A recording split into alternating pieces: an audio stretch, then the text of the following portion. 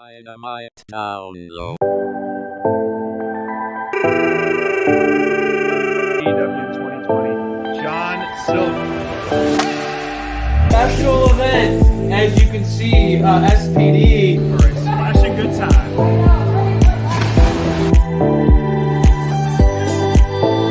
January recruitment month. Come along, I come along in the ring.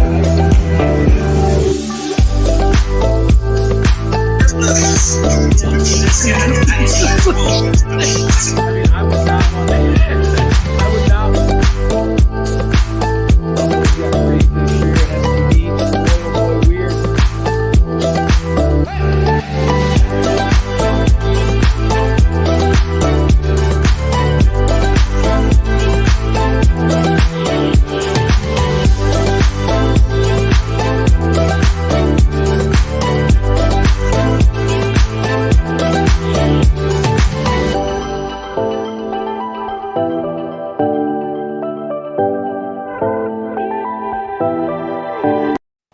I love that intro, guys. We're all playing the keys to that intro, guys.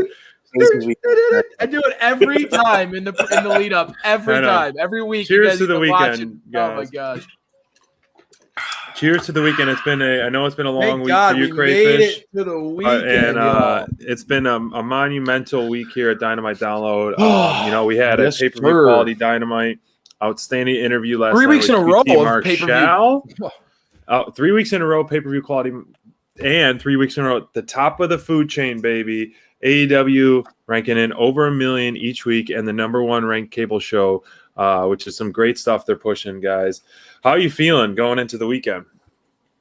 Bonds, lead it off, bro. I'm feeling awesome about where we're at, where Dynamite's at.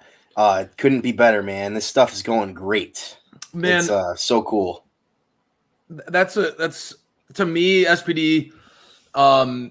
We've had some great moments on this journey so far, and we're really excited about our lead up into the 1 year anniversary of Dynamite Download that's coming up. We're really making a strong push to All Out, and we've had some really amazing moments along the way, and we've had moments that are struggle. It's a passion project of ours too. You go through those bumps in the journey. This was a moment for me personally as Crayfish that I was really humbled to be able to have that interview with QT. I was thrilled.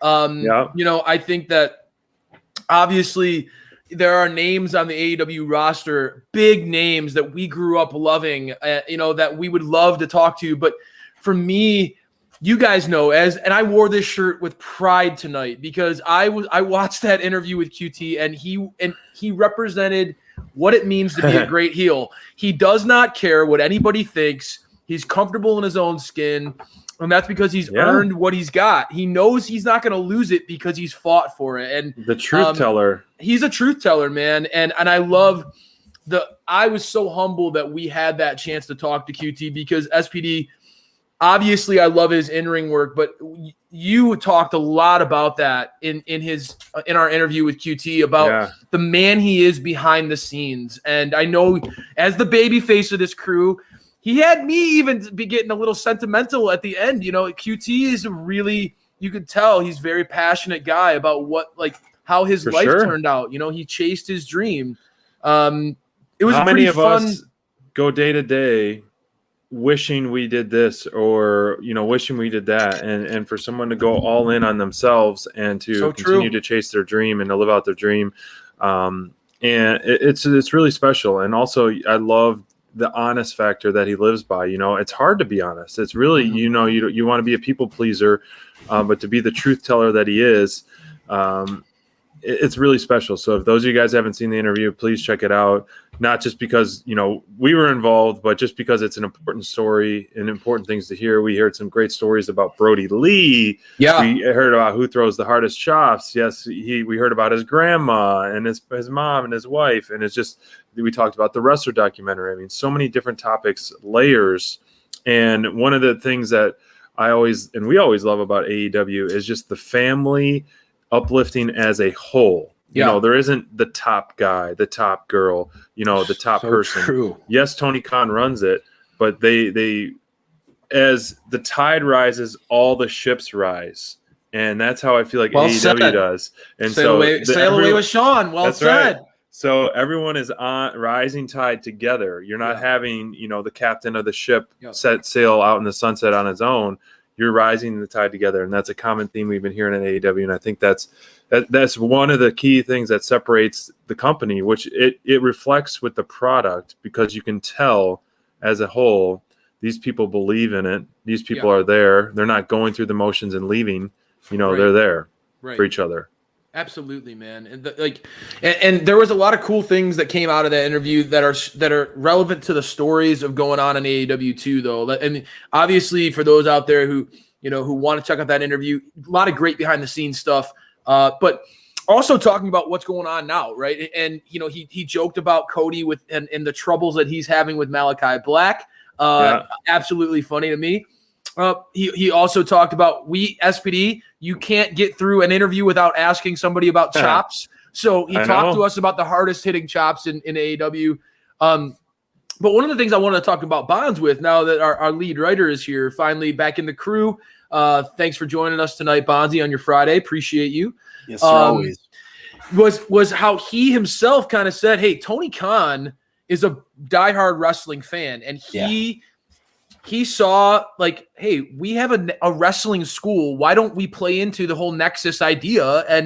And I thought that it was really cool to hear that straight from QT and hear that was Tony Khan's rationale behind the Nexus, or behind the factory, because Bonds, that's what you saw the whole time, and that just gives credence to, you're on that wavelength, brother. I appreciate what, you being able to call that out from day one, really, about the story arc of the Nexus, and hopefully the factory, when Ogogo comes back healthy, happier ending. They have a happier ending. Yes, that's talking about happy endings. Has anybody been watching what Kenny Omega has been doing in AEW and beyond? I mean, this stuff that he's doing in Impact right now is hilarious, guys. And the Elite, the Don Callis stuff, I know you guys are eating it up every Dynamite. It's so fun to see. Eat it up, baby. It's so fun to see Don, and as Don says, everything's coming up Don Callis right now. He's just, everything is going his way. The Elite are on top. I think all of us are stunned. Genuinely, SPD, you have to be reeling a little bit, Mr. Hangman over there, first round pick. By the way, now that I mentioned your first round pick, we need a bigger pool. Can anybody tell me the results of who won the draft poll from social media? Who won? We need a better poll. I said last week, let's see where our teams are in 5 years. Baby. Say my name. Anyway, SPD, we're talking Hangman and Kenny here, and trust me, we'll get into draft. I'm not letting you guys off the hook that easy. We're talking Hangman and Kenny. Oh gosh. 2 people on Team Babyface. But you have to be. I think all of us were genuinely Bonds, even in your column. I felt like all of us said the same 3 things. Amazing entrances. Yeah. Mm-hmm. These 2 teams worked so well together. It was awesome to see Johnny Hungy back. It was great to see Alex Reynolds in the ring getting his smooth stuff in. Stu Grayson, I know Bonds, he had that moment where we were worried about how he got kind of hit himself. I don't know how he didn't get jump hurt. To the outside. That was but awesome. Stu lit, like being able to do what he can do, both strength and athleticism. As a Pac fanboy, it almost is like, man, Stu is kind of like similar mold to a Pac. If you really look at his offense, he was that's a huge compliment. But all 3 of us said the same things. Amazing entrances, great in-ring work where they work together, amazing. And then third, being that we were all shocked that Hangman and the Dark Order lost, because I felt like the writing was on SPD, your favorite saying. The writing was on the wall. It was writing was on the sand. It was in the stars. We all thought Hangman was going to be the number 1 contender at All Out. I think, man, Thank you, Go guys. ahead, Bonds. Wow. Oh, you're good. Hey, thanks, guys. Everybody's stoked for you, bro. We'll talk about the draft in a minute, but yeah, man, We sure will. I'm shocked genuinely about Hangman not winning, because I don't know where they're going with the title. The truth is the truth. That's what's really interesting about it is what are we going to see it all out? Are we going to see a way for them to put Hangman in that position again? Or are we going to see Christian? Or okay, so let's address the elephant in the room, right? Yeah, like you just that's said the big right? thing about that. People it's really talking cool. Christian on social media right now, SPD. We're going to be at All Out. It feels to me like Christian versus Kenny.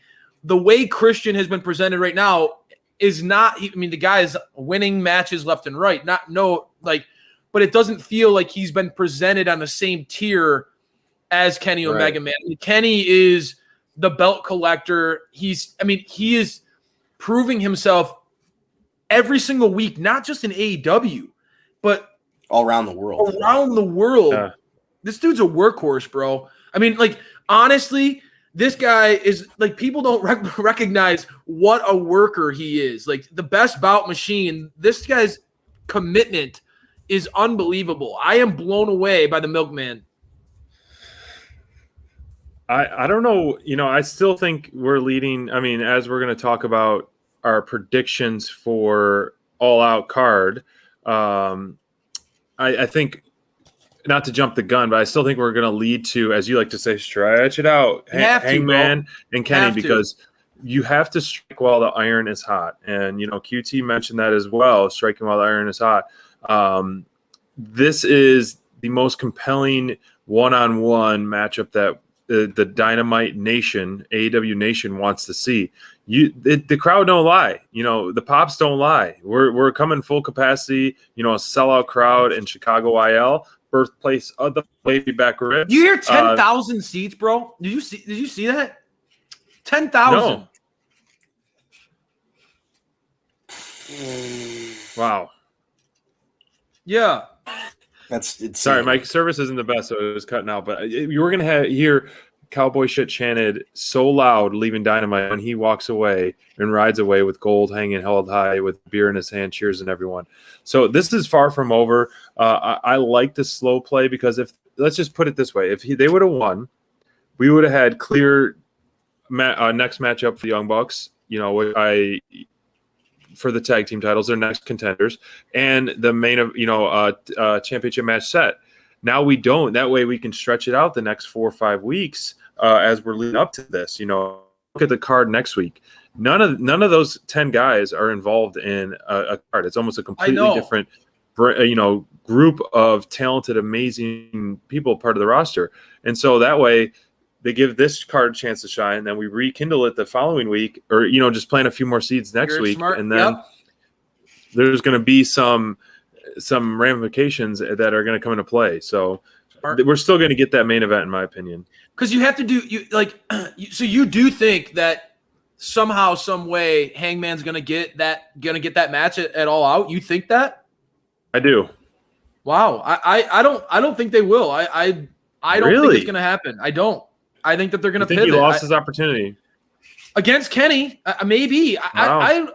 I don't know, man. I think that the story, to me, was Hangman versus Kenny, but I mean, that was the stipulation. How do you pivot away from that? I don't know how you move away from that. I think that you've talked about it before, SPD. There are sometimes when it feels like we don't know where they're going, where it's almost like they booked themselves in a corner. I don't know what happened here. I'm very curious to see what they do between now and All Out, because it felt like this was on a T-ball for them, and they just needed to hit it. And so I'm sure that they're going to deliver. I'm really excited to see what they decide to do.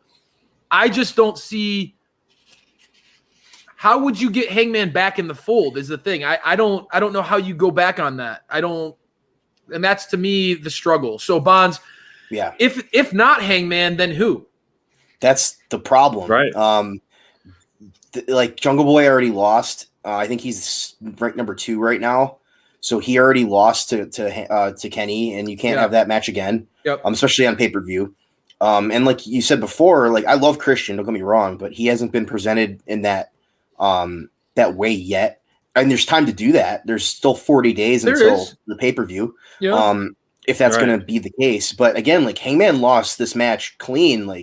This wasn't – you can't – if there was some sort of interference or there was some kind of something else that happened, maybe you could pivot back that way.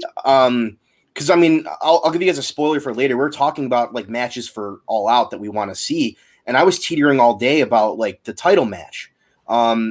And I didn't pick Hangman because of that. The reasoning for me was, hey, he lost this match fair clean. and square. I mean, it wasn't. fair Yeah, and square. this was the cleanest Elite match that we've seen in months. Exactly. Brandon Cutler wasn't involved in spraying him in the eyes. All he did was spray their hair. He did his job.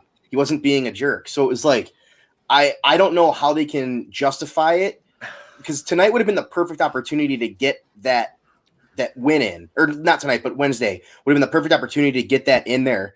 And if they weren't going to do that, then it doesn't make sense to. You might as well have him win if you're just going to have him. You know, it doesn't make sense. Yeah, so I don't know. I think maybe part of the rumors that are going on right now might be affecting it as well. Like, you don't want to have too many things go on in one card, right? Like, if there is a debut of like CM Punk, you know. Well, and you know, I hear the crowd out there saying, you know, 3-on-1. That's, you know, like, but in the construct of this match, it was clean. It was a 5-on-5 elimination match. It was a clean win. I get, like, you know, Kenny I don't and think the it's clean. I agree Kenny with you, Pen. I get, like, you know, the use of the spike pile driver and the missed dunk. The Elite, of course, they did things in this match that are typical of the Elite. I get Nothing that. illegal. I get it. But I think that there's a question mark of how does Hangman get back in it?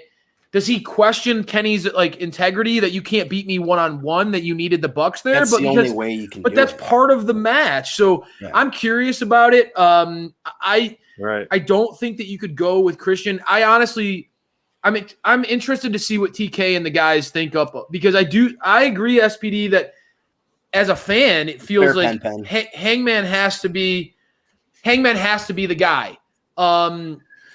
So maybe, but chair shots, guys. I mean, all these types of things happen in AEW. How often do we complain about the refs? It happens all the time. I think that our conquering hero can't complain about getting a chair shot. To me, that's, as a heel, I'm like, I would laugh in your face if you came to me and said that. Like, dude, you had every opportunity to beat us, and you lost. I don't like. Me personally, a pizza cutter to the face and won his match. Right. I mean, man up, cowboy. Yeah. If I'm Kenny, you want to be the man, you got to beat the man. Man up, cowboy. Right. I don't know. SPD, I know you're cringing over there because it hurts you to see what's happening here in this story. It's. I think that they're going. I mean, if it makes you feel any better, I'm grasping for straws, as Scoot said. I'm grasping for straws, trying to think of another story that they would go between now and All Out. Nobody has been presented as a potential equal to Kenny Omega. The only other thing I can think of, and me being honest here, it's maybe a long shot, but I'm seeing some stuff on Impact that maybe has me interested in it. And it would be an instance of the Forbidden Door. But if Switchblade, there's a lot of stuff going on between the Elite and the Bullet Club on Impact, between Kenny and the Good Brothers and Switchblade. If that was something that happened and you delayed the Hangman story, I think nobody would complain about that. I think that people would go bonkers at the opportunity to see Kenny versus Jay White. And that would be a move where then you allow the Hangman story to continue on. You never know. AEW has been known to stretch it out, as we say here. And that, to me, thinking on my feet, that would be the story that I would say you bring in a name like that. You have a story like that. I think that would be a home run. Yeah.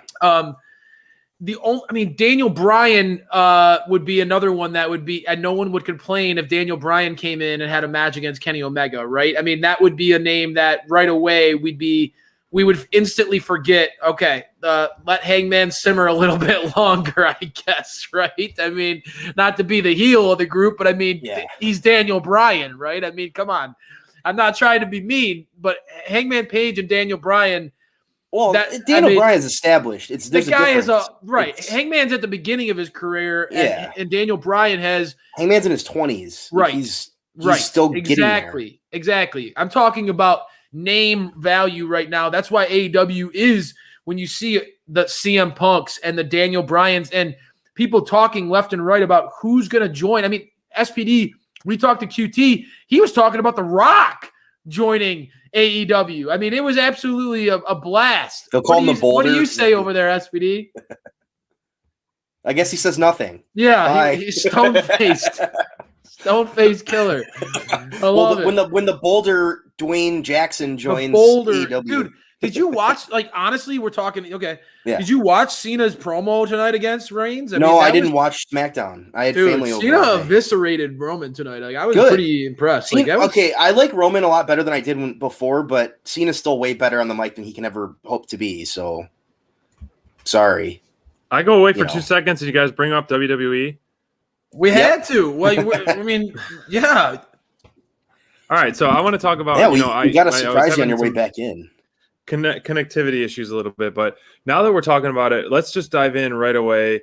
The heels run off babyface. Come back, SPD. I'm back, baby. It's me. It's SPD, y'all. Let's talk about let's go back and forth.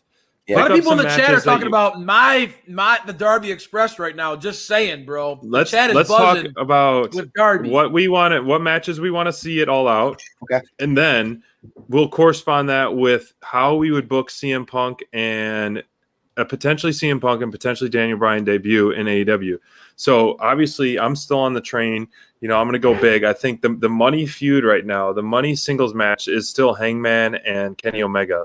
This is that they've been building for a while, and I think if you main event your first sold out pay-per-view after being on the road, it's a smart what's best for business, and you will definitely have a lot of buy rates if that's the headline card right there. So to me, that one is on there. Next up, Bonds, what match do you want to see? Man, other than that, I want to see FTR and the Bucks go for the titles. Okay. I don't know if I necessarily want to see a title change, but I want to see that at the pay-per-view because I think that those guys will bring it. I think that they're dominating right now. I hope Cash is healthy. I think he's probably fine based on what we've seen on social. He said he's okay, so I hope that's all right. That was scary, though, for a second, but I want to see those guys go. I was surprised that they won. Personally, I love that match. I think it was great, but I was surprised at the result. Never bet against the top guys. No, you never. I mean, they were my tag team picks for a reason. You're right. You're right. And I want to see them against the Bucks. I think that they'll be a very different dynamic. It'd be a lot of fun on a pay-per-view. What about you, Crayfish? What's a match you want to see on? Pick one. Let's go round robin. Yeah, let's do it.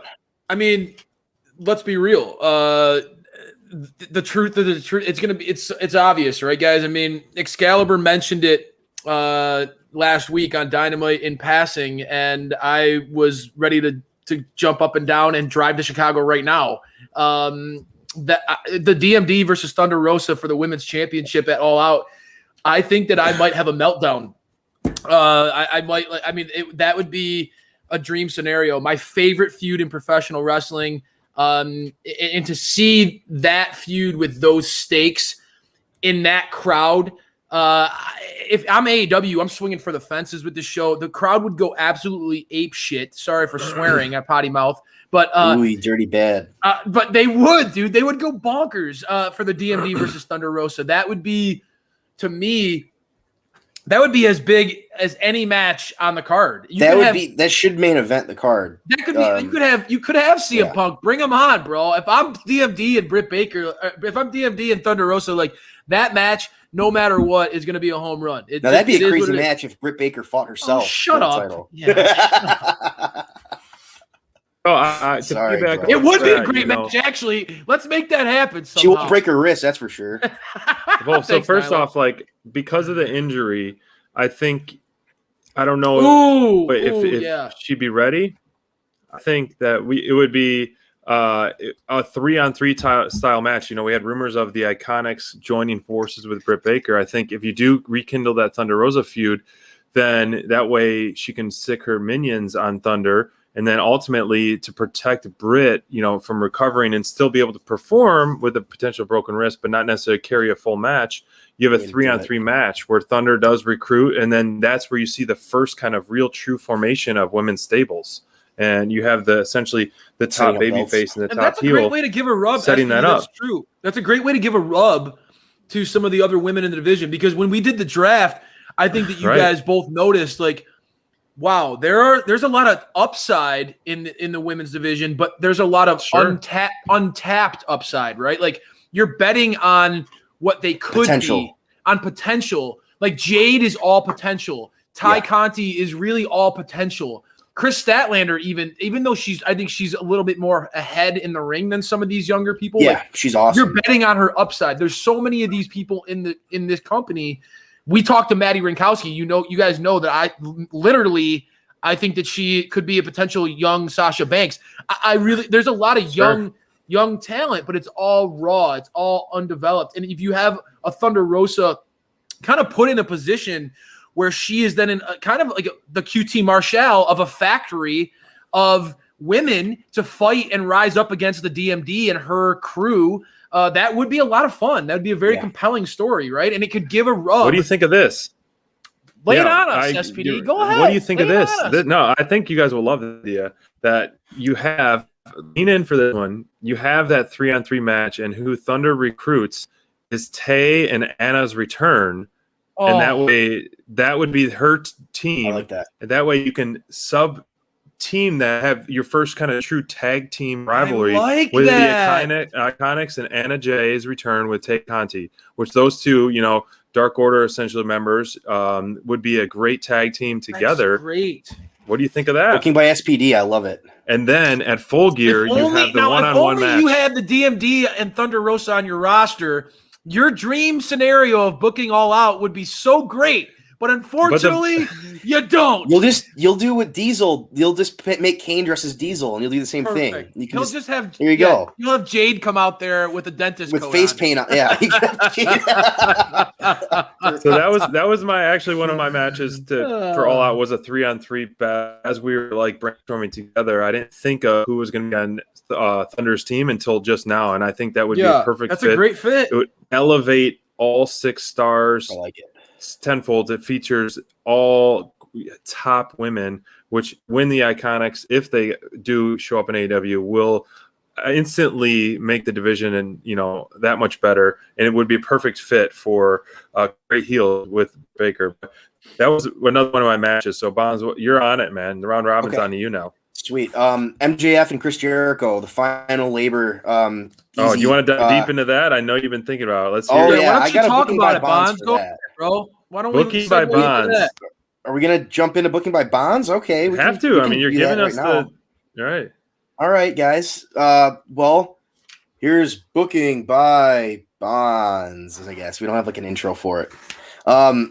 So obviously, Chris wins the third labor next week. It's gonna be a great match. But I have an idea for what they're doing, guys. I think that we've seen some stuff on social about it as well. We're seeing all of the eras of Chris Jericho. We're seeing, he's doing the Painmaker stuff. He's going back to his WCW days. He's gonna have some awesome matches here, and I think it's for a reason. But I ultimately think, based on what we're seeing, eventually MJF's kind of going to go back home a little bit with some of the other labors. Because honestly, this week, it's guesswork now. We're, who would have thought Nick Gage would have been in there? You know what I mean? Like, this is crazy. So labor number 4, after he wins, in my opinion, would be a cool match. Would be Wardlow in a cage match. Who wouldn't like awesome. That? Gosh. Speaking of Wardlow. Yeah. Team. Exactly. Who wouldn't like that match, though? And Bonds, not to interject, because you're good. Go for it. This is your segment. But you guys interject whenever you want in these. I love SPD. I'm with Bonds on this, right? I like that they pulled in Gage and Juventud, but like, I'm with Bonds. Let's bring it back home. Let's put MJF. Why would MJF not utilize Wardlow, right? Like, to me, if I was MJF, I would have like him go against Wardlow in a cage, like Bonds is saying, and then maybe like a handicap match against FTR. Like, do something like that. But like, to me, I think like you got to bring it back home, like Bonds is saying. I think that's the right way to go. You got to bring it back home and use the big man. Yep. He's paid big money and have Jericho has to win by the skin of his teeth in a I wrote that I wanted to like somehow get him down and tie him up in the ropes and then get out. Like do something like that where he has to like just get there by the skin of his teeth. So like it's going to make Wardlow look strong, and it's going to make Jericho look like, man, he's right on that last leg here. This is tough. Well, what do you say in response to a question like this? Because you have Wardlow be that gatekeeper again. Yeah. That badass, that bodyguard to MJF, and he loses in another big stakes match. Again, on a cage match. He's Right. the king of cage matches, but the king of cage match losses. He'd I be agree unfair, with but- using him in your arsenal as essentially, your wild card badass, but Yeah. I think you save Wardlow for let's potentially all out, and when they do meet, he comes out and just lays a beating or something. I don't think a one-on-one match obviously would be great, but I don't want to see the big man take another L. Yeah, but you can make him take an L and make him look strong, man. You're right, and think he has that's been. important. Like he's always looked strong. He looked strong against Hager when he lost Hager. Guys, come on. Like Wardlow, like and losing to Chris Jericho is not like I've preached it before. AEW needs to be careful with how they protect their big men. Yeah. But Wardlow to me is one of those guys, and that's why I drafted him so high, who's bulletproof. This dude, he is one of those rare guys when he walks on screen, you know he's got it, dude. Like he's already there, dude. He's got that whole mystique, that aura about him when he can go in the ring. The great thing about Wardlow is for guys like us, like where you like if you're a diehard fan, he can kill it in the ring. He's a big man who's athletic, who knows that he's a boss, right? He tears it up in the ring. But he's got that swagger, that charisma, and that cool factor being associated with MJF. I know MJF wins by being associated with Wardlow because he's got the muscle, but Wardlow benefits from being with MJF too, man. Like that's a great relationship for both guys. Exactly. And I feel it. And that's why I picked that match, because I agree, like, you have to protect him, but I don't think you're doing him any disservices by having him lose to Jericho, especially with what Jericho's been going through. I mean, he just beat the king of death matches in a death match, essentially. And that goes for the fifth one now, the fifth labor, the final labor before he faces MJF. Last man standing against Sammy Guevara. Wow. And all of the Pinnacle are lumberjacks. Wow. And so basically, like, yeah, Jericho, has to. He's turning him. Out. He's putting. It's basically Mufasa versus Simba here. Yeah, with the hyenas circling. The hyenas circling. Wow, that is something, man. That would. And be I think that'd be wild. awesome. It'd be so fun to watch, and like you force them to do that match, and if they don't wrestle, MJF says, "If I don't think you guys are trying, I'm not gonna have that match with you. You guys have to beat the hell out of each other," and that's we'll storm the ring and beat the shit out of both of you, right? Exactly. And that's why they're all the lumberjacks the whole time. No outside interference other than them. Who knows where the labors will go? I think that's the fun part about it. MJF has done guesswork, but it's fun. MJF has done such a great job, and no wonder why he was the number one overall pick. I got to give it to you, Bonds. That guy is just a killer. Every time he's on the mic, he's so funny. MJF, no matter what, it's so true. I'm with you, man. The guy is incredible, and he's making this entertaining. SPD. I even was like I said, like having him on commentary helped me get through that match at points because it was gross, man. Like there was same. It was. Same. I wasn't able to talk about it on Wednesday, but yeah, I felt the same way. It was nasty. Yeah, and I liked the match. MJF was hilarious. I liked it too. I'm not being a wuss about it, right? Like I can take it. It was great, but it was gross. But it was gross, right? Yeah. And having like MJF's comedy, like and stuff like that, to relieve that and kind of keep the tension, those moments going. It was brilliant. The guy is hilarious. Oh yeah, he's awesome. How would you finish this off, Bonds? I'm gonna make a lot of Jericho-holics mad here. I like the Great Pens idea there. Yeah, oh, me too. I like that a Don't lot. make me cry. Jericho has to win in that match. He's got to have the rematch with MJF, and the final labor really is the match against MJF, and it's an I Quit match. And it's an I Quit sanctioned match as an AEW match. So he can still wrestle, but the matches don't count. And I want MJF to go over on him, and this is how I would do it. I would have this be a no DQ. It's an I Quit match. both teams are itching to get involved. Inner Circle gets taken out by the Pinnacle during the match. This is going on outside the ring. And basically they have Jericho and MJF are both bloodied and battered, and neither of them will quit. And the Pinnacle, who have the injured Sammy Guevara, are doing the same thing that Sammy did, like, oh, I quit, so Jericho gets saved. Jericho hesitates. He doesn't quit. And MJF locks him in a classic Walls of Jericho with the knee in the back. Oh, the old school one. The old school, the classic. The badass one. Yeah, That's the best before one. it was lame. Yeah. And Jericho quits. And then he moves the commentary team and has unsanctioned matches. And I think that would be the biggest way. Listen to SPD. You just I know. Literally this dude's been working his ass off, and then you're gonna come in here on a Friday night and be like, "Hey, SPD, MJF's gonna put Jericho through all these awful labors of hell. Yeah. Jericho's gonna win, and survive them, and then MJF's gonna beat him and make him retire and go be a commentator. Do you want SPD to go hate cry? Do you want him to literally just he already is having connection issues? Do you want him to just be like, oh, I'm sorry, guys. It's starting to break up. Oh, no, there's a storm again. No. Oh, man. I mean, come on, Bonds. You can't do that to the guy. That's his face. He's an inner circle mark. I love Chris Jericho, but man, I was with you. I can't get behind it. Even as team heel, no wonder why you booked it this way, you freaking heel. You're on my team because you wanted your number one pick to be the guy who retires the greatest of all time. I know you. Well, it also goes into my Daniel Bryan debut, bro. That's why this is important. It's very important. So, Jericho retires, man. That's fine. He's 50 years old. And I know, but he'll still be on every week. He'll be on commentary. We'll get more of Chris Jericho.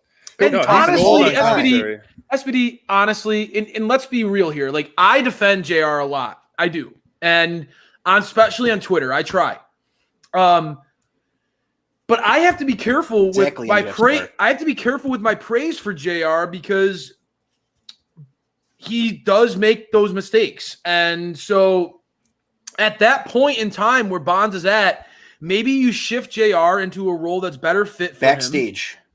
And he does those interviews. And he does those special interviews for those big matches for the pay-per-views, right? And what Tony does. And maybe you bring him out for commentary during big nights, big matches, big pay-per-views, right? He's there for an all-out, right? But you do get, as Bond says, Jericho gets to stick around with AEW. His body doesn't get to be put through you even said it this week. Why is Jericho going through this now? This is ridiculous. This is a legend. He's an icon. Why is he bleeding like a pig with a pizza cutter from a guy who's a crackhead? Why is this happening? Why is this happening to my favorite wrestler? I know you've been having some PTSD after that match. And it makes sense. The light bulb thing was just brutal. So here, I gotta mention this though. If I like the booking to an extent, but ultimately I'm looking at the full picture. Jericho does the Jericho cruise. You think he's going to be retired before he goes on a Jericho cruise? Bro, or is it international waters and he allowed to wrestle? All I'm saying is that when wrestlers go out, you go out putting somebody, the next guy, over. That is true, SPD. This is the ultimate version of that. This feels like a farewell tour. Because he's going through his whole career, he's doing a bunch of different stuff. These labors, I agree. When you're bringing feel that like up, a labor of love love for his career.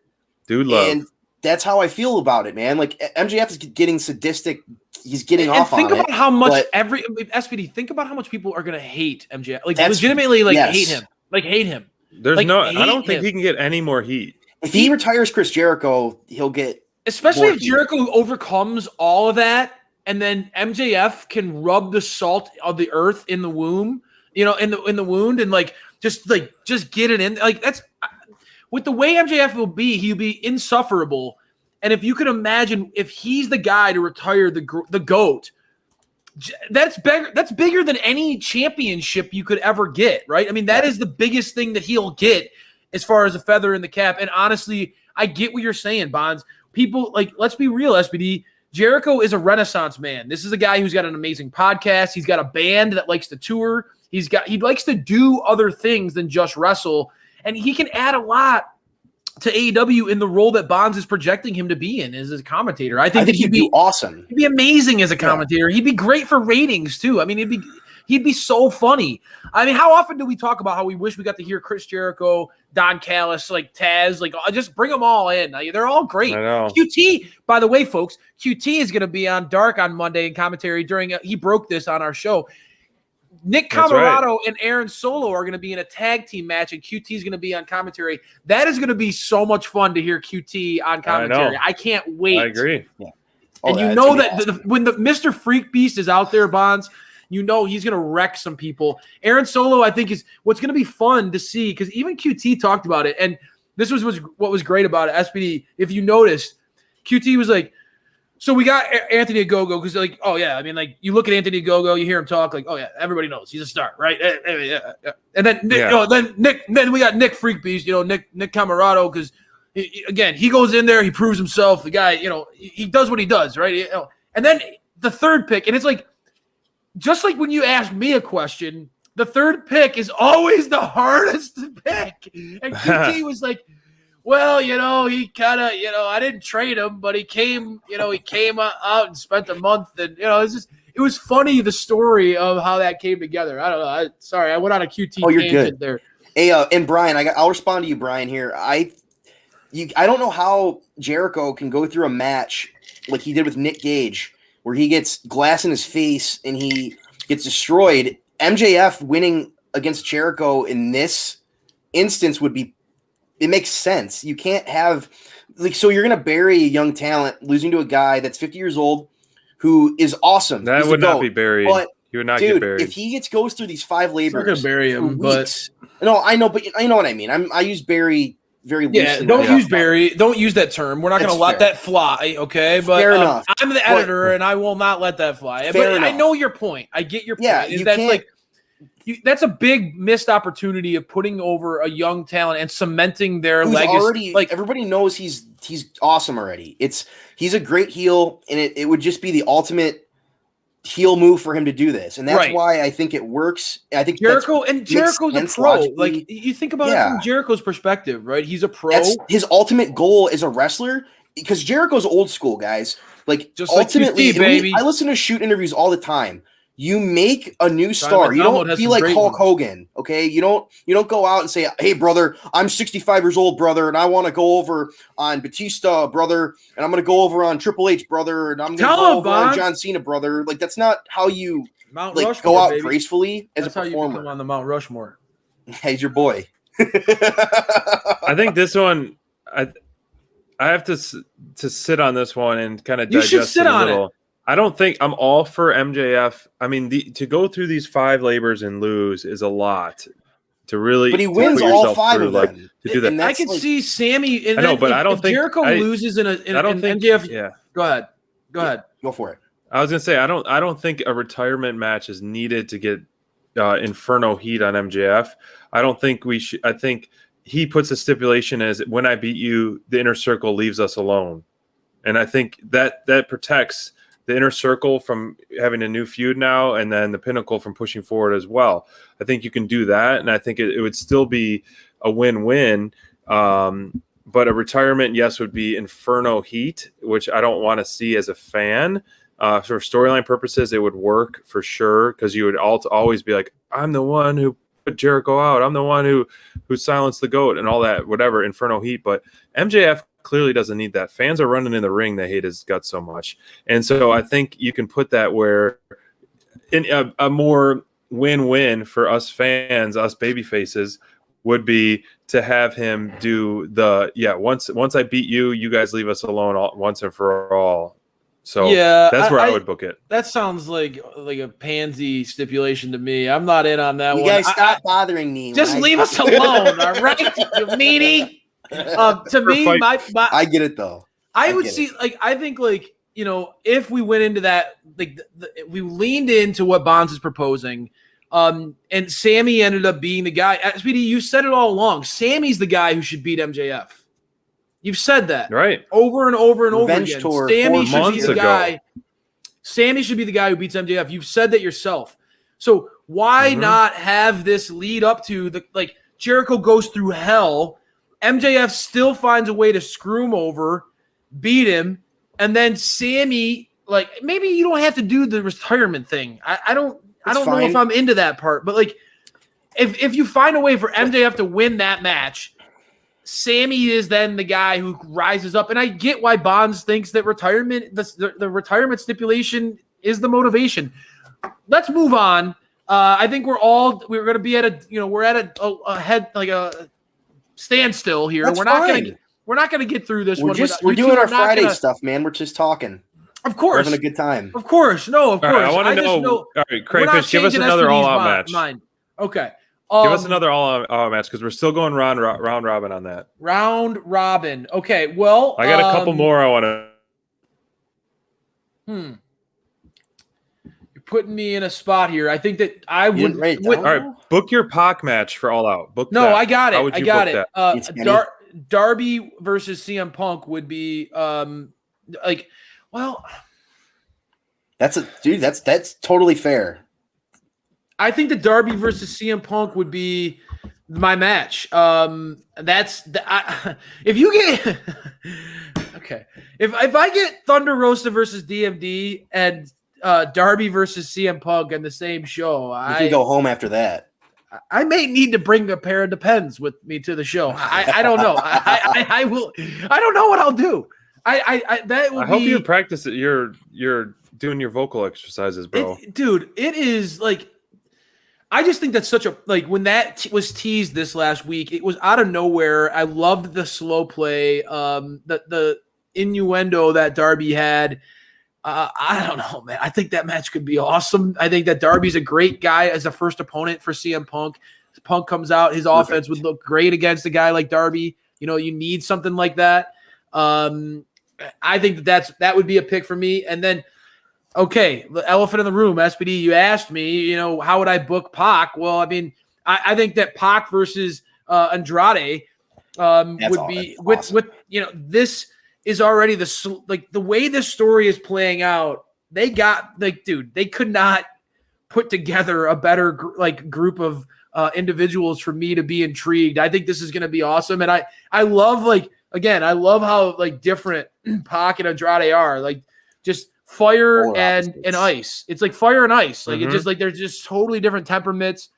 Tranquilo and the Bastard's anger. I love that. And I think an in-ring thing, I think a lot of people are kind of meh about Andrade right now. I think they're questioning me about what's going on. About man, Crayfish, you're kind of into Andrade for what we've seen. He hasn't really hit. His debut with Vicky they quickly switched up off on that.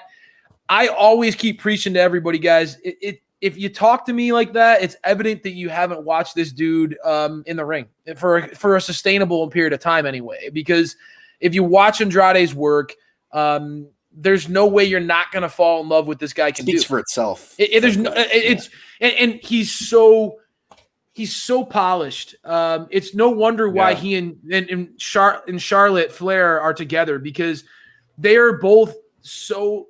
They're equals when it comes to their in-ring work. I mean, they're both just so darn good at what they do. They push themselves to be top performers. They hold themselves to high standards. It's obvious as a couple in the ring and in life. They walk the walk. And I think Andrade versus Pac, I think that Pac is truly one of those. At any moment, if AEW just unleashes Pac, if they just take him off the leash and let this freaking Wolverine, this bastard, this angry little goblin, I like the Wolverine, just go beat the shit out of everybody. I would love that. I would just let me have a little run at some point in the near future as a fan to get but SPD, everybody says it. This dude is as good as anybody on the planet in wrestling. Everybody says it. I think that it would be so cool to see him get recognized and have a run.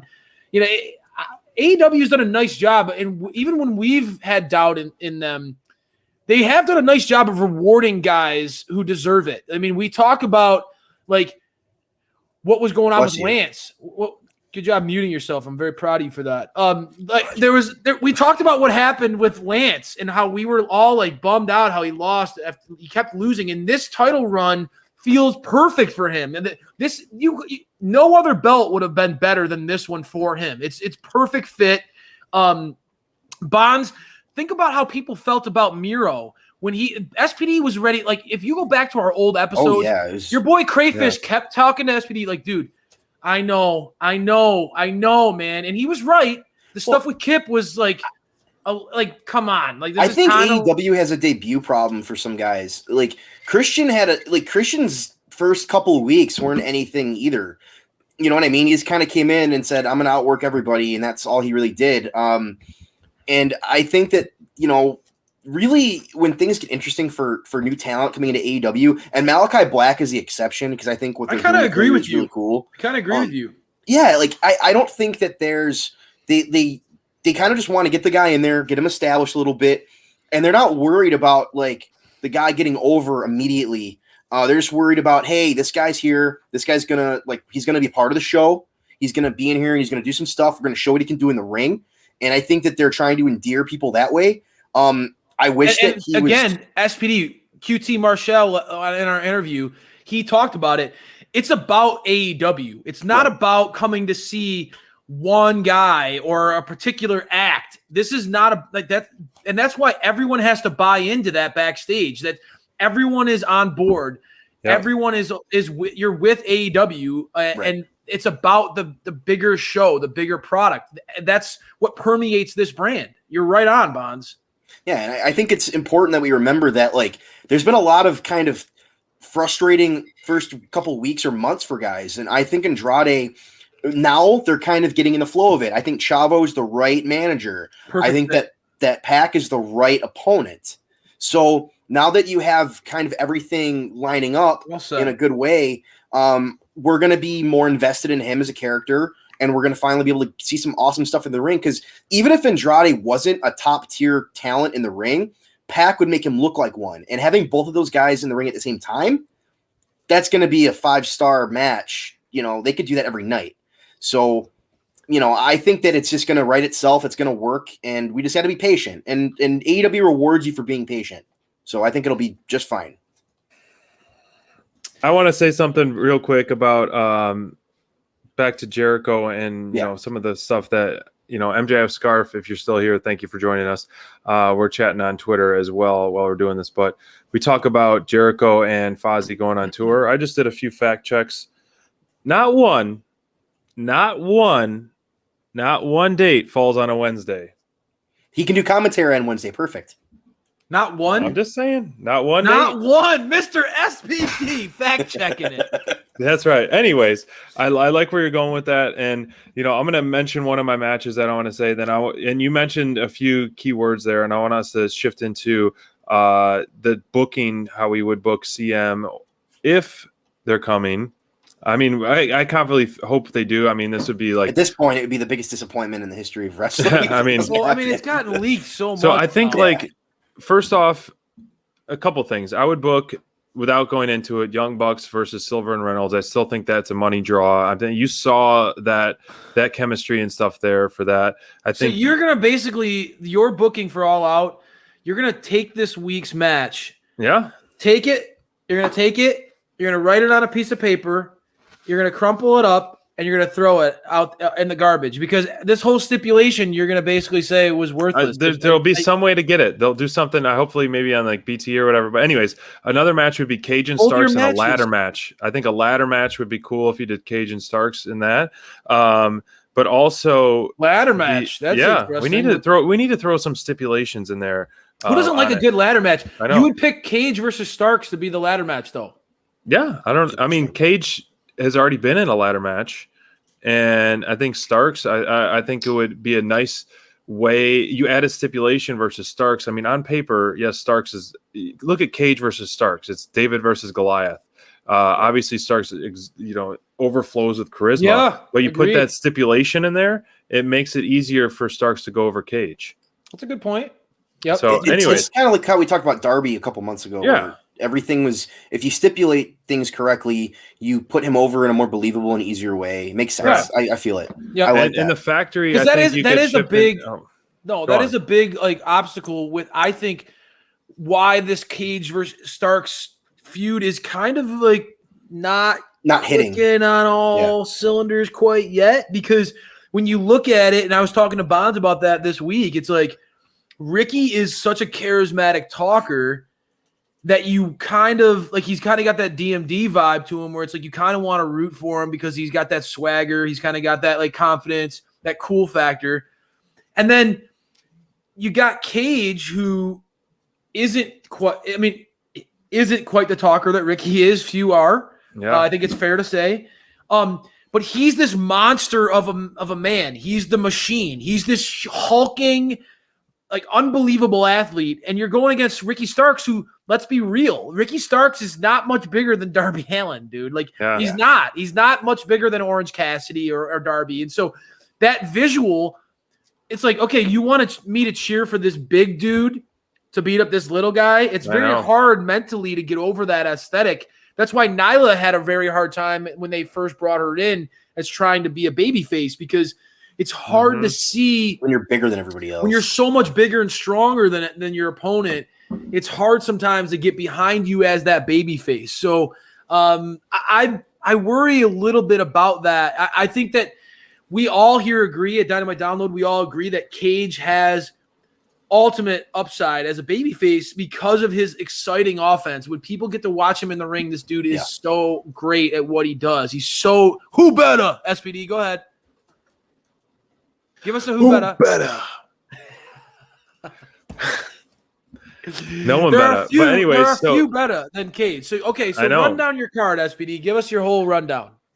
Well, the early card, I mean, it was obviously title match, Kenny versus Hangman. And I had the 3-on-3 women's match with the DMD and the Iconics for now, with Thunder and Anna Jay and Tay Conti. I like it. Also Cage and Starks in a ladder match. I did Young Bucks and the recruitment specialists. I did have, just to kind of add more to the card, I wanted a 3-on-3, which was, Pac and Lucha Bros versus Andrade versus Question Mark.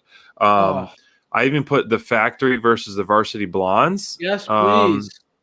I don't know what kind of babyface group would you want to see the Factory feud against, and I think that's a natural fit better right there. That's a great call. And QT has already talked about Pillman Jr. pissing him off before on different interviews, so I think that would be a nice segue for there. So those are some of the matches I want to see.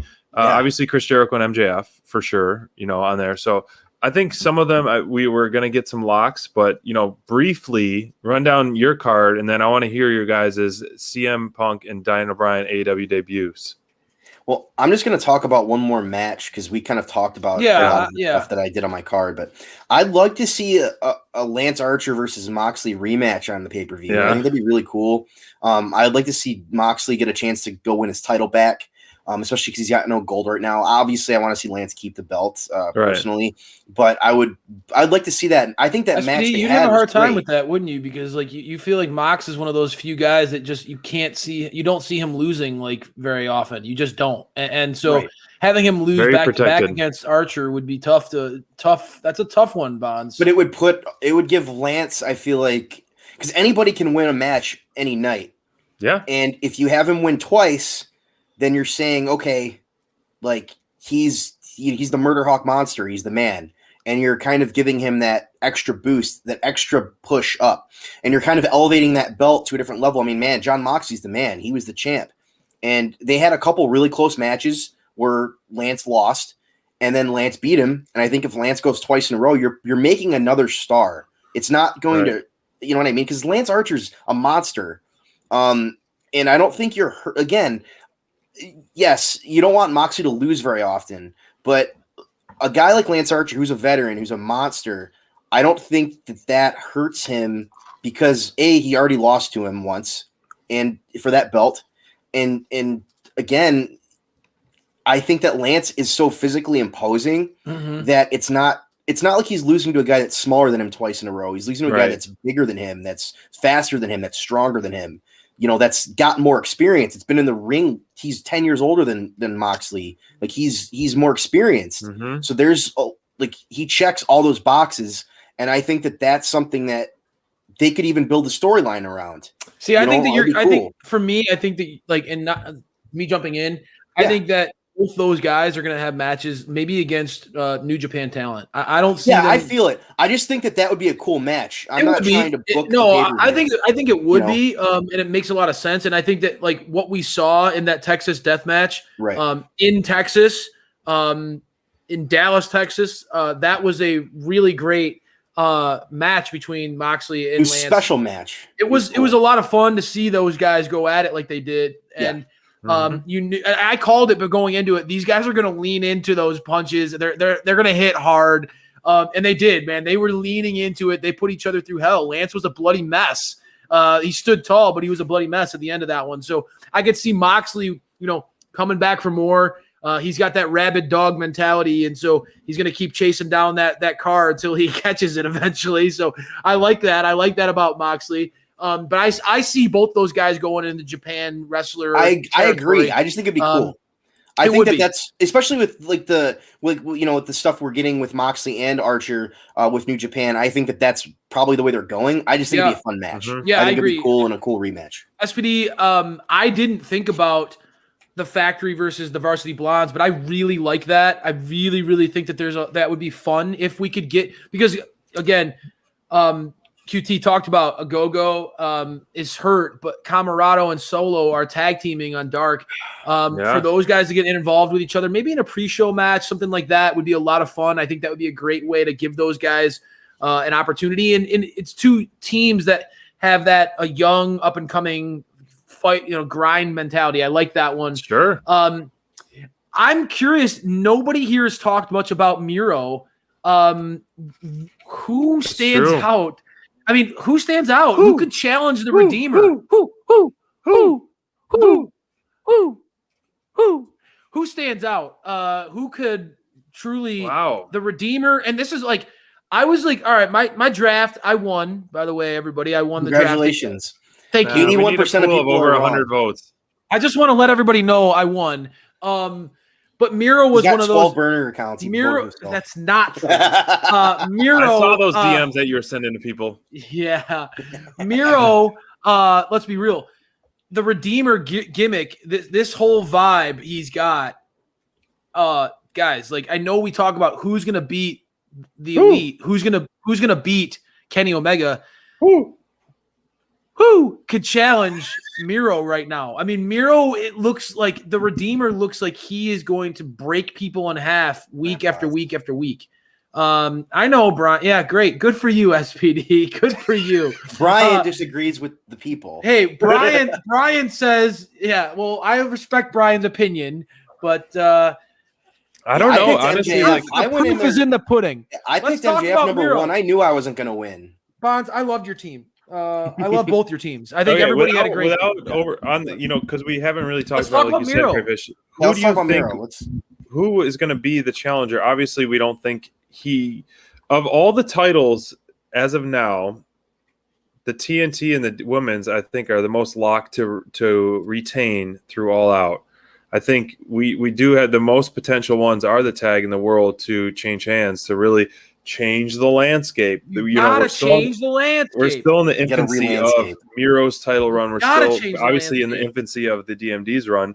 So someone to have a pay-per-view quality match, not a pre-show match, a pay-per-view quality match. I think you could do Tell us. Jungle Boy or Jungle an Boy OC, an Orange Cassidy great match. Orange Cassidy. Yeah. Those are the top two baby faces that you really have to, I think, that are in no direction going right now. Wow. Pen, listen to this. This is something that that's can't fathom. Cannot fathom the TNT champion being off the show. He was not on the 3 straight named shows in matches. Yeah, but he's a big. I mean, he's a big deal. I mean, they feature him every week, but I mean, I disagree, but I get the thought process there. Yeah, I just like. I mean, Jungle Boy does stand out as a guy who I don't. I think that he could have a great opportunity against him. It would be a fun match. But Miro has already beaten a lot of people in a short time, and it's hard to see anybody. Like, it's like, who is a believable guy who could Christian be the guy? Could Christian go against Miro? Could that be the match at All Out? Would that get you? Would that get Christian you? Christian is undefeated. Who could it be? I mean, Christian. Who could it be now? I mean, honestly, Colton Gunn is undefeated. Colton Gunn's a great pick, Perfect. Actually. Let's do that. Let's do Colton Gunn against Miro at All Out. I'm all in. That sounds. That'll be the main event. Main event of All Out. I like it. Okay, so if you're booking, sadly, if you run into a card that's so stacked, if you book Miro as a pre-show match kind of guy, or not kind of guy, just based on, if you do, then I think you do something like yes, maybe a Colton Gunn. But if you do a main card, I think a battle that would be fun to see would be Eddie Kingston and Miro. That'd be fun. It'd be really fun. Again, I also agree with you on Orange Cassidy and Jungle Boy. I think those would be, good matches as well. Plus, Orange Cassidy's already. I think Orange Cassidy's lost to him already, and I think Jungle Boy or Christian stand out to me. As Christian obvious. Too. Christian's give him his first loss. Yeah, AEW, I mean that would, and that's a way to break his undefeated streak and go down to one of the most dominant guys in the landscape of the company. I think that would make a lot of sense to me. Would Kip be healthy enough to return for a pay-per-view match? Sabian? Oh, that would be an interesting thing. I mean, that's a good. See the storyline for Kip. Yeah, that's a good one. SPD. I didn't even think about Kip. Right. If he's healthy enough to return, it'd be a nice way to transition him and Penelope maybe to babyface, because that's a good call. I don't know. Yeah, even though it's a feud I don't want to see. And that fits what you're talking about. Like, maybe not like this superstar matchup and give another guy a big loss. But a pre-established show, like a pre-established feud that would make a lot of sense. There's a lot of people out there who are behind Penelope and Kip, and I think that especially when you see SPD, we've talked about it. Penelope Ford has the debut of Lana. That'd be if Kip comes doubles back, match. There you go. Listen to SPD. I got a couple good ones going tonight, guys. Yeah, bro. Yeah. The bullet is kicking, and so you have Kip return from injury. Right, Kip return from injury. Obviously, take a loss. Penelope cheap shots Miro somehow, and then Lana makes her AEW debut. Love it. Bada boom. We got a mix. Bada boom. Right bada there. bing. That instantly, that feud elevates a feud that I did not want to see. Now I want to see it. That's a way to. I agree. To change the narrative on it. Great. So you call, put bro. Miro and Kip with the Lana debut. You have Thunder and her team versus Britt and her team, and then you also have a Daniel Bryan debut after the main event to feud with Kenny Omega. That's where I would put Daniel Bryan's debut at the afterwards to feud with Kenny Omega instantly after Hangman takes the belt, and we're riding on a high. We're already at maxed overload, and then we just get overloaded again with a Daniel Bryan debut that is going to just come and we're going to die in the stands. Come and feud. I know we will. We will blow a fuse. We literally will. We'll need the defibrillator. So that's the way I would book Daniel Bryan, is to instantly feud with Kenny Omega, the top guy, and after he loses the belt, and Kenny doing crying and just being so absurd, and then all of a sudden music hits and Daniel Bryan after you think the pay-per-view's over, and then boom, we got one more monumental surprise to me. You can book that both ways, whether Hangman wins or loses. You have Daniel Bryan debut against Kenny. Yeah. The CM Punk debut, I think, before we got this tease from Darby, I thought it was going to be once MJF beats Jericho was going to be a CM Punk debut. That's where I was that's how I was gonna do that.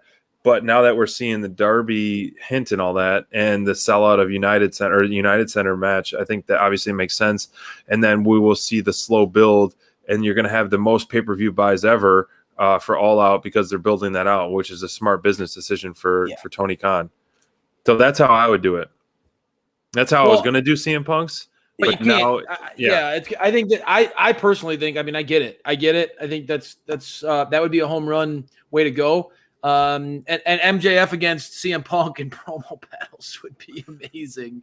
If when we get that down the line, I mean, come on, because that'll happen no matter what. Yeah, I just think it is a swerve, though. You know how someone posted online where Daniel Bryan was considered the best wrestler in the world. What if it was a swerver, Daniel Bryan? I mean, that would be a weird swerve because we are in the hometown of CM Punk. Yeah, it's not like. Doesn't make sense. Sometimes sometimes people are trying to overthink things. I get it. Daniel Bryan, Bryan Danielson, the American Dragon. If you want to tap into your knowledge of his career, great, and showcase that you knew that's awesome. But it was obvious. CM Punk got famous by calling himself the best in the world, right? And he's from Chicago. I think that's a far more sometimes. The obvious answer is the right answer. You don't want people to be angry like that. I don't think anybody would be angry. I just think not Daniel Bryan. I think people would be like, oh man, like people would be psyched up for one guy, and I don't think they'd be bummed out that Daniel Bryan's there, but I think that they would be like, especially in front of the Chicago crowd, like, man. I think that it would just okay. So I want to know before we got that Darby promo, how were you booking CM Punk's debut, and how are you going to book Daniel Bryan's debut? Tell me. Listen to this. Could you make your bias against my guy Darby any more obvious? This guy has one of the biggest moments. Like he's set up for one of the biggest moments that anybody could ever ask for. The return of CM Punk after 7 years to the ring, and you're like, well. If it wasn't Darby, that schmuck, that loser, it wasn't for him ruining my plans. If it wasn't for him, how would you book it? Come on, we know you guys did not have Darby against my guy Darby. What did it? Oh, well, no, of course not. Yeah, I mean, I didn't see that coming, but I love it. It works so well. I think that it's so great. The outsider, the two rebels, I love that. I think that'll be a lot of fun. So no, that's why I want to know, like. We all agree this is going to work with Darby, but we all. If it wasn't I don't think Darby, any of us. Yeah. What were you thinking? Bonson, if it wasn't Darby? Do you have an answer? Yeah, for both. I can talk about it. I would have wanted CM Punk if they were just kind of going in cold and not making all these hints about it. Yeah. I would have liked to see him debut on the Dynamite or the Rampage before All Out. Have him like do some sort of setup, maybe against whoever his first feud will be. Maybe somebody does call him out. Maybe they intentionally leak it closer to then. And then the buys like right before the show go through the roof. That's what I would have done. But I think that I like the Darby stuff. I think that it makes sense. I think they're both like the straight edge guys. They're both kind of unique talents. And their ring work would really gel well. I'm a huge CM Punk guy, obviously. He's my Mount Rushmore. This is why I think it's important, guys. And SPD, hear me out, right? Like, I feel like I know you and I are on two very opposite sides of the fence when it comes to Darby, okay? But hear me out on this, and that, like, you're bringing back CM Punk after not wrestling for 7 years. 7 years, all right? That long it's been? Jeez. Yeah. And thanks, Vince. And you yourself have talked about, like, every time somebody goes against Darby, they end up looking like $1 million. He sells like a dream. I mean, the kid will put himself through hell to make the other guys. Jeez.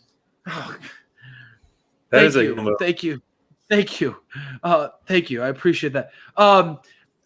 8 years. Thank you. 2014. The COVID era doesn't count as it just feels like okay. I'm in a fog, but I digress, my friends. Darby has made a career really of laying his body on the line, and everybody that goes against him looks like $1 million, guys. Why would you not want to guarantee?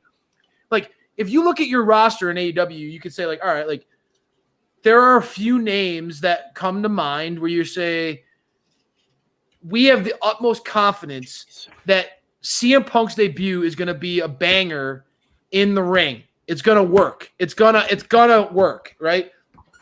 Jungle Boy, I think, is not at Darby's level quite yet. He's a guy that's there, but he's getting there. But there are a few names. Like I think Ricky Starks could have been an interesting, like the FTW belt. Like Okay. I think Ricky could talk the talk and could hang with CM Punk.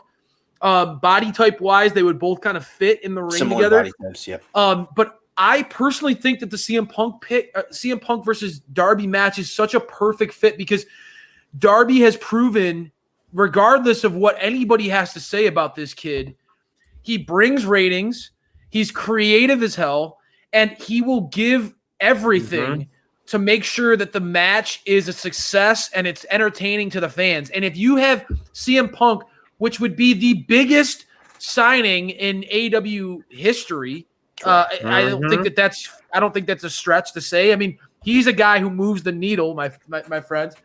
You want to guarantee that that it goes well and that he looks good in his debut. Darby is the guy who will sell like $1 million, and Punk will end up looking like a hero in or even a villain in Chicago. I mean, imagine if he's destroying Darby and just beating the piss out of him. I mean, it could be you could go any way with it, but that's why Darby, CM Punk is special because he can be both. He could be a heel. He could be a baby face. I don't think you can bring Daniel Bryan in as a heel. I don't think it would work. It wouldn't work. But I think CM Punk, either way, you could spin it away to make him the heel. There was a joke about it earlier in the chat about CM Punk versus Colt Cabana. Imagine if CM Punk comes out and again he interferes in the Kenny versus Hangman match at the pay-per-view. The Elite and the Dark Order get all involved, and you think that Punk's going to run out to help Hangman and conquer Kenny, and he joins the Elite, and he's truly the best in the world. And he, imagine if that happened as a team heel, that would be the greatest thing in the world. CM Punk with Kenny Omega on the same team. Oh my God. Who stops that team? That's just, it wouldn't happen. I mean, nobody. Main Event Mafia. Don Callis would be strutting all day, baby. He'd have those short shorts hiked up extra high for you, SPD. Yeah. He'd be wearing suspenders on those short shorts, dude. He'd be like totally into it. Oh, yay. I'm glad. Suspenders. Suspenders. Wow. Oh, man. Look at this stat. Amazing. Absolutely amazing. It's a good time to be an AEW fan. Anyway, so how are you going to book Daniel Bryan? Well, I haven't talked about like how I would book CM Punk yet. Yeah, I'll get into that really quick. So I think that because of Darby's setup, what I would like to see is I'd like to see like no response, nothing coming from CM Punk, nothing being said, like no social media, nothing. And Darby opens up that Rampage episode by saying, I never heard from the best in the world, so I'm going to lay out an open challenge tonight in the main event. Whoever wants to come out can face me in the main event.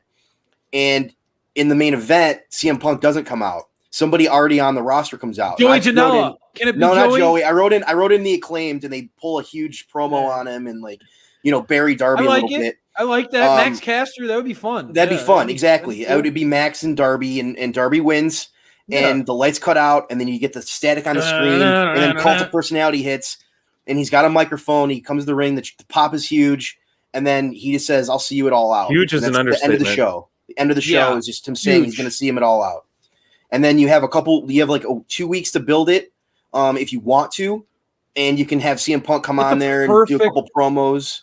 Wow. Booking by bonds. That's how I would do it. I think that's money, baby. Money. I don't think you put him. I agree with not a match right away because you're giving the fans what they want, seeing him in the debut. You want to see that at the pay-per-view. Yeah. You want the ultimate payoff. And that's, I mean, it's no joke. I mean, we got to start making some money. Baby. You got to milk it. And it's not even milked long. It's milked for less than 2 weeks. Yeah. You got to make that money, baby. That's what it's all about. And it's just enough time for him to explain like why he's coming out of retirement, like why Darby's the opponent. And what I wrote here too is that you sell it as he wasn't signed with AEW until Darby challenged him. That he didn't sign that contract. Like you say, I've watched this kid in the ring and I'm impressed by him, and I came out of retirement because I'm impressed by this roster. So you put over AEW by him coming out of retirement. And that's how I would do it. You just have him do that, and he kind of just you have him kind of be a baby face early, and you can do whatever you want after that match. That doesn't matter. It's about getting him in the building, having a banger of a match, and making that debut the most special debut in the history of wrestling. It will. Why it's important. Will. You're right. For sure. And that'd be blast. And I guess I can move on to Daniel Bryan. Yes, I want to hear you. I'm very curious. Daniel Bryan, I feel like this is hard, guys. It's way harder. It's brought way up harder. in the chat, like, do you debut both guys as a face? I think that you do at All Out. But I think that CM Punk is going to have that edge, especially like you talk about, Bonds, in that feud with Darby. Punk's going to have a little bit of that bad like that. Punk has always had the straight edge. Like he's always had that. He doesn't care what you think about him. He's himself, and that's the point. I think he'll come after Darby. And imagine, like, again, in a match, like, he's going to, like, there's going to be moments where he's going to be kneeing Darby in the face or, like, doing something that you're going to feel bad for Darby and you're going to recognize, like, man, Punk is, like, killing this kid, right? Like, it's going to happen.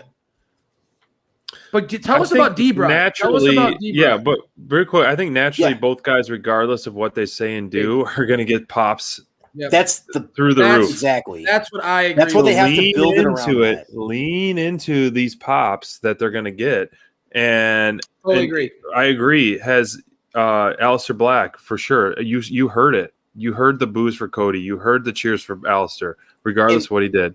One more reason why Darby's such a smart opponent for Punk is because you can turn Punk heel on Darby at the pay-per-view. So if you have him like do some BS to win, and like because Darby's so over with everybody, not in Chicago, when he goes to the next town, he's gonna get booed.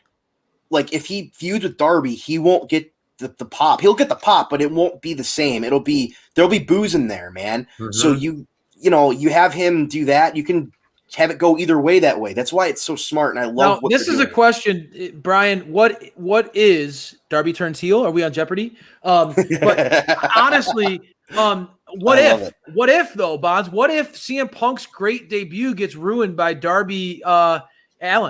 How could you maybe Darby and Sting turn heel? That'd be can you imagine if Darby, because he is on my roster after all, if he really went team heel? That would be something else, man. I don't know if I could see Darby as a heel. If AEW had the cojones to put him in as a heel, I don't know, man. That would be wild. I don't know how he does bite people and stuff, and like he gnaws at them. He like bites their nose and stuff, and like little rat fink. You could maybe lean into that like dirtbag stuff a little more. Yeah, but I just don't know if it would. I don't know if I see Darby as a heel right now. I think he's too intriguing as a baby face. I don't think he'd do that. It's like making Jeff Hardy a heel. This would be stupid and doesn't work.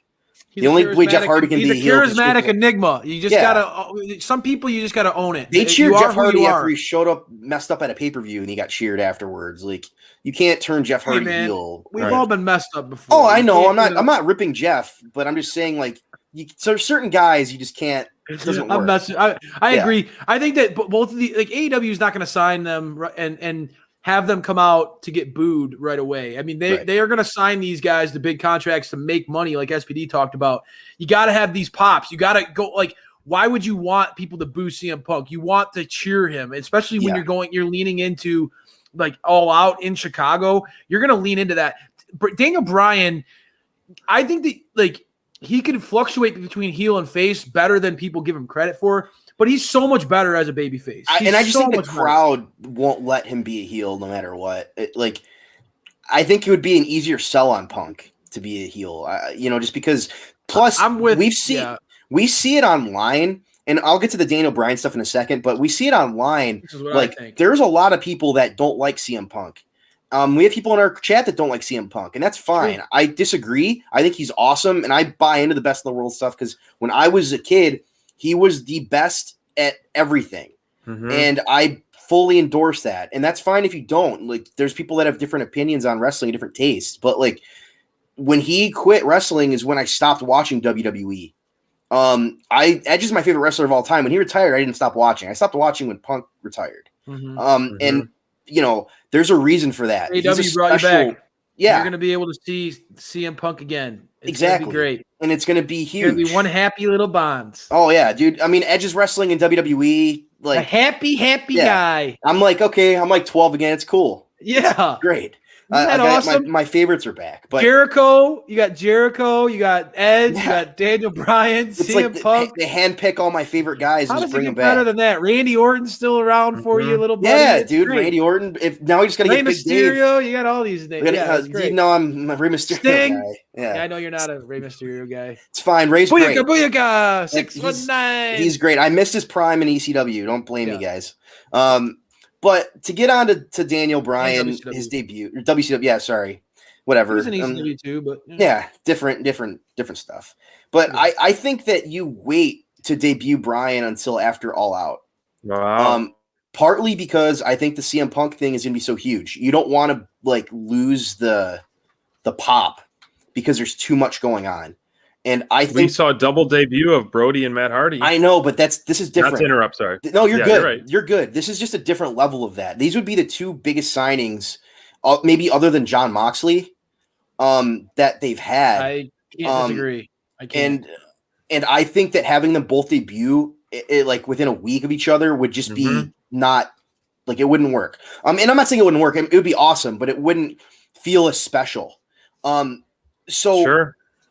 So basically, I want it to be completely different than the Punk debut. I want him to be announced that he's coming to AEW.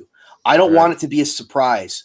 I want Tony to do the Christian treatment. Oh, we have a big signing. Maybe you don't announce it's Daniel Bryan, but you say like, hey, we've got this big signing coming. We just had CM Punk. We got one more guy coming in that's going to be a big pickup, and everybody kind of knows who it is because of the internet, and that's fine. Yeah. Right? And they're doing that show in New York on September 22nd. I believe that's the date. That's right.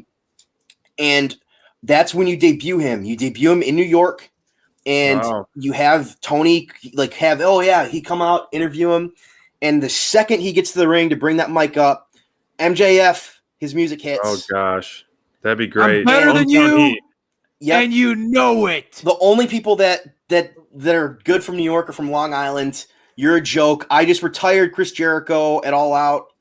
You're nothing. Why are you getting my TV time, you old has-been? Can you imagine if he called Daniel Bryan an old has-been on national television? Wow. Oh, my God. The internet wrestling community would just, like, eat him alive. Oh, my God. This is pretty – I like it. I do, too. I was kind of skeptical at first because I was like, man. I like it, but I want to see DB live, man. That's what I'm selfishly – we're going to get all out. I do, too. Just give us everything. Just give us everything that we want. I want to see it, too, but I also – the AEW is really good at at letting things drag out. You're right, bro. And if you have that surprise, you're on fire. Everybody says it. You're on fire tonight, bro. You're on fire. I'm feeling it, guys. But I just think that it'd be a special moment for Punk, and then it'd be a separate special moment for Bryan. You don't have to have them respecting. Yes, you have to give the guys both of them their dues here. And if you're gonna make them both this big deal, having it separate is. And to be fair, right? Like nobody's gonna get a bigger pop than Punk in Chicago, right? So you don't want it to dwarf. You're almost setting Daniel Bryan up for like, I mean, and again, people are gonna go bonkers for D-Bry. He's the man, right? But like, you're almost setting him up to be compared to CM Punk, which isn't fair. CM Punk in Chicago is gonna get the biggest pop on the show. Nuts, dude! Like absolutely crazy. Yeah. So. And there you go. The rumors, Bonds is in the zone, baby. You got the New York City thing going, homeboy. I like it. I like where you're headed, man. I like that idea that you have, and I think it also allows both guys to have clear direction in AEW. Yeah. Not necessarily set on paths yet to intermingle with each other, and that's a good thing. I think. Plus, like this is based completely on my booking by Bonds that I talked about earlier. Yeah. Talk about it.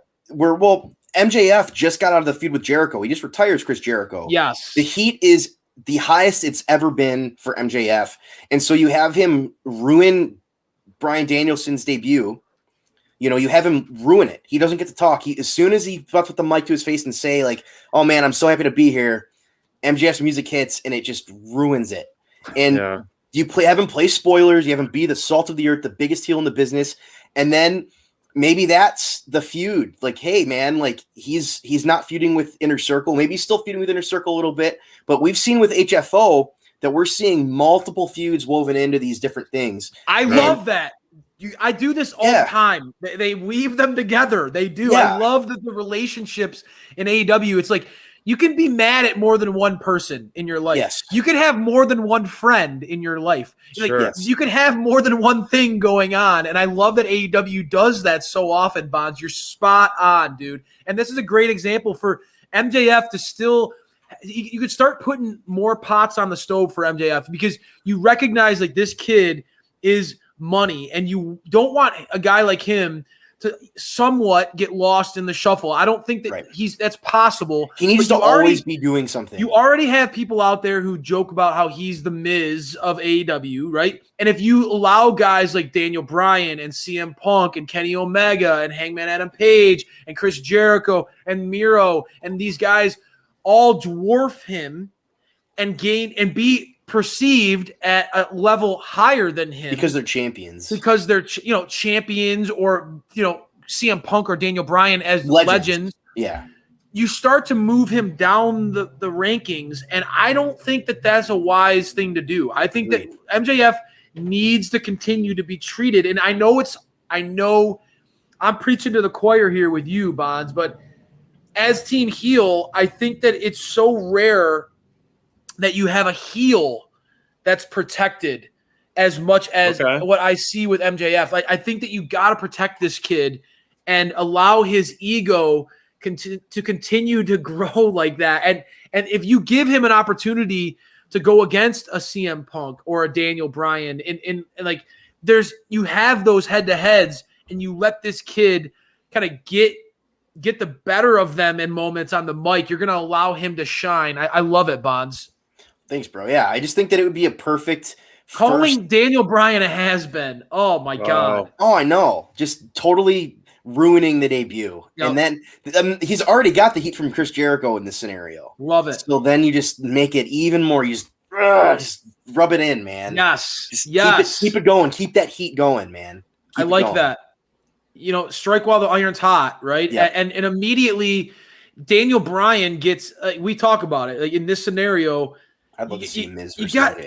You got Daniel Bryan against MJF, and like we talk about it time and time again. MJF checks all the boxes in the heel category, right? Every single box. So you immediately give Daniel Bryan the opportunity to come in as the instant baby face that we all want to get behind. The yeses will drive MJF insane. Can you imagine MJF screaming "shut up" at the crowd? Yeah, like, shut up. Like MJF would go crazy with all those yes chants, right? I mean, that's a perfect way to get inside his head. I would love that. Wow, that's good stuff for sure. I like it. Thanks, bro. Good stuff. Good stuff. Gosh, my Bonds. Man, you are on fire. Sizzling. I need some more water. My thermal flask is getting empty. Wow.